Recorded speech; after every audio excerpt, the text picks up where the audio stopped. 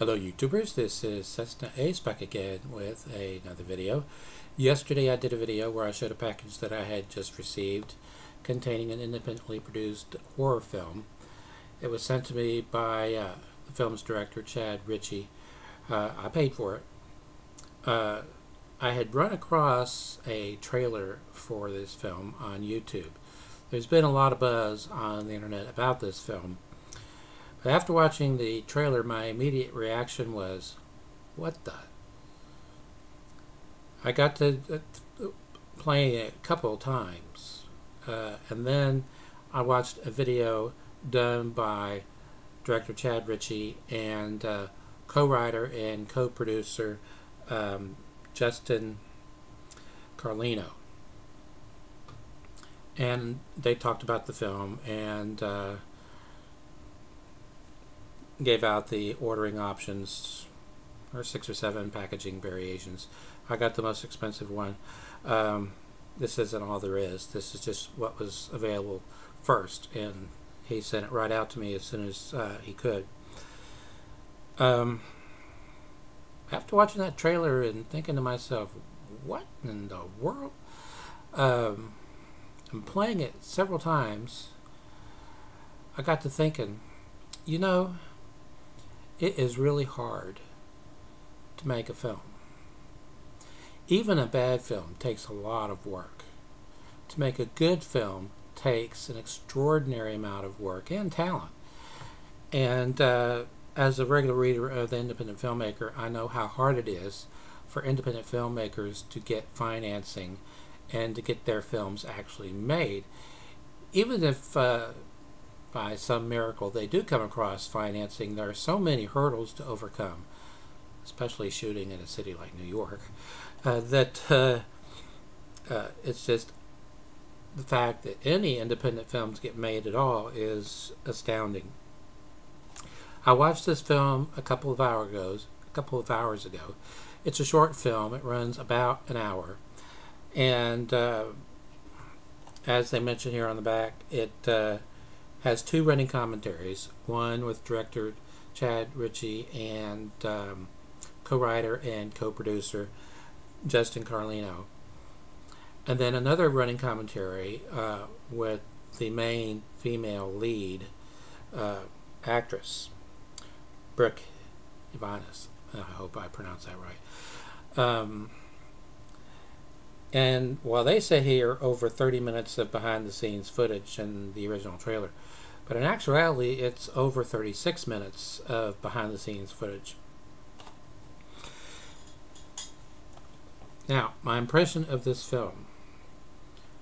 The genre that this film is in, apart from horror and exploitation, is the found film genre. Think of the Blair Witch Project. Someone comes across a film or a tape that has been forgotten, and they watch it, and revealed are events that become more and more disturbing and then lead to murders. There are, if I remember correctly, 3 murders in this film. There is no gore. It says contains nudity, strong sexual content, and violence, but there's no gore. The reason is the murders are done through the use of strangulation. Now, the character that Brooke Ivanus plays is a character who's going through a lot of emotional turmoil. She's trying to fight inner demons, this compulsion to not only harm herself, but to harm others. And it's really bothering her. So as the tape opens, the first thing on the tape is her picking up the camera at a yard sale. Super VHS camcorder, which is the same camera used to shoot the film. And the seller wants $50 for it. Her friend, I can't remember her name now, but played by Mia Topolin, I believe, is the actress I'm thinking of. Anyway, she tries to talk her out of it. Way too much money. She's trying to rip you off. This is New York. This is the big city. You have to barter because she's trying to take you. And the character played by Brooke is like, I want the camera. I'm going to get the camera. And she does get the camera. And you see footage of them walking back to Brooke's apartment. And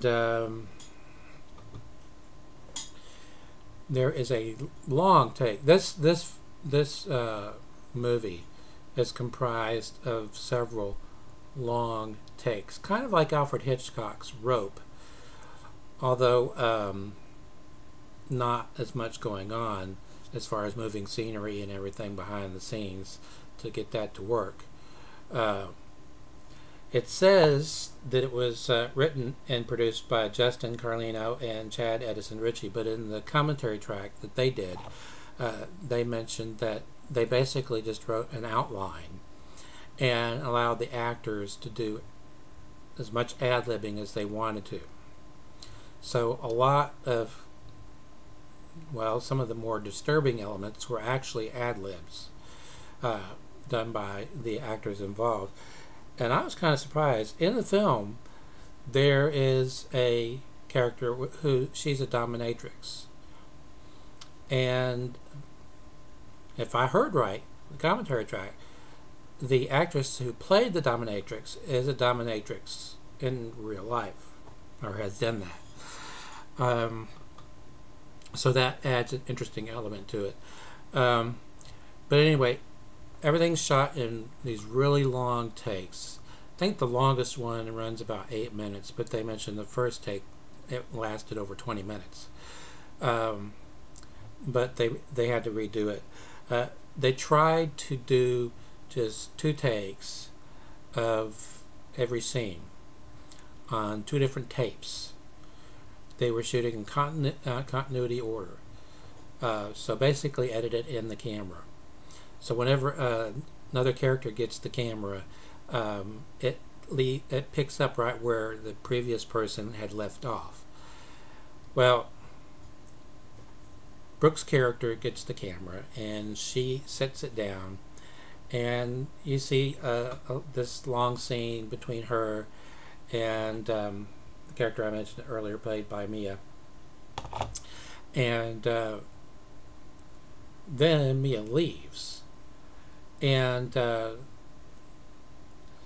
next thing you know, you see the camera, it's like setting on a bookcase or something, but you don't see all that. What you're seeing is what the camera sees and what the camera is focused on. And what the camera is focused on is Brooke's character going through this emotional turmoil, crying, and trying to come to grips with these impulses to self-mutilate or to harm others. Now, there are aspects of this film that reminded me of a horror film that I respect a great deal, the unedited version anyway. It was only released on Laserdisc once, and thankfully it was in Japan and they released it uncut. Everywhere else it was butchered. Sorry. Shouldn't be using slasher movie references, because there isn't any slashing in this film. But anyway, the character played by Ajani, who won awards for her performance, by the way, is fighting the same impulses. And watching it, you're thinking, is she going to give in? And which impulse is she going to give in to? One for self-mutilation or the one to hurt somebody else? Well, she becomes so distraught and disturbed by the video that she did do on the camera, not intending to show it to anybody or anything, just to cleanse her own soul or whatever. But she gets so distraught over the whole thing she throws the camera out. And when she throws the camera away, she throws it away with the tape still inside of it. Mistake. Next thing you know, someone is picking it up off of a trash heap outside of her apartment, panning around and doing a few things. Next thing you know, he's in a female character's apartment, not Brooks, I'll just say that. And you see him creep into her room and pull the covers off of her, and you see her sleeping there. And then you see his shadow. That's all you see at first, is his shadow. But then as he gets closer to her, she wakes up and starts screaming, and then he starts choking. Later on, he takes the tape back to his place, intending to watch the murder he just committed, and winds up seeing what's on the tape before that, which is what was shot by Brooks' character. And he thinks to himself, now this is not voiced in the film, but you get that impression. He's thinking to himself, she's a kindred spirit. You know, we should hook up. Next thing you know, she's knocking on his door. She's got pamphlets. She's trying to find her friend. And she asks him, after showing it to him, has he seen her? He's seen her around because she lives in that area, but he hadn't seen her recently or at length or anything. They get to talking and they're drinking, and he lets it slip. Lets something slip. He mentions the first girl's name, the girl that's missing. Where Brooks' character didn't mention the name. So it's like, light bulb went off in her head. Now, what I skipped over was the dominatrix bit. He winds up doing something to her. I don't want to give too much away because that ruins the experience of watching the film if you know everything that's going to happen. But Brooks' character, when he walks out of the room, she pulls out of her bag sleeping pills, and they're in capsule form, and she opens up the capsules and she's putting them in his vodka, which of course is a clear drink, so he doesn't see it. And when he walks out of the room, she doesn't know how long he's going to be gone. In fact, the actress didn't know how long he was going to be out of the room. He didn't know how long he was going to be out of that bedroom. That was all played by ear. And it just so happened it timed out perfectly. He almost caught her, but not quite. I'm not going to give away more than that because I think it would be wrong to do that. I don't want to spoil the ending if you decide to get this film. My reaction to this film. Well, I'm not Siskel and I'm not Ebert.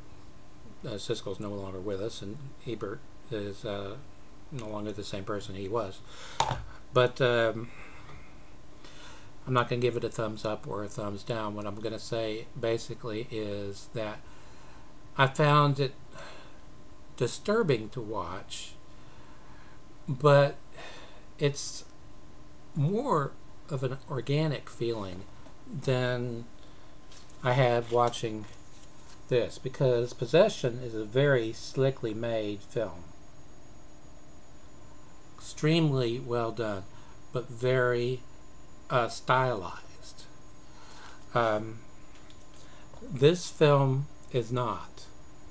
It goes for the pure voyeuristic approach. So the camera generally doesn't move a lot, And in fact, it's frequently not moving. It's set up by somebody, and then it's left to record. So, in a way, it feels more real that way. Yes, I admire Possession a great deal, but this film seems like, well, they were capturing reality. It's a very organic feel to it. Nothing pretentious or fake that comes across. It comes across as a real film. Well, not a real film, but what it purports to be, which is a found, lost tape of these murders. And so you can take that as a recommendation if you wish. Until next time, stay awesome.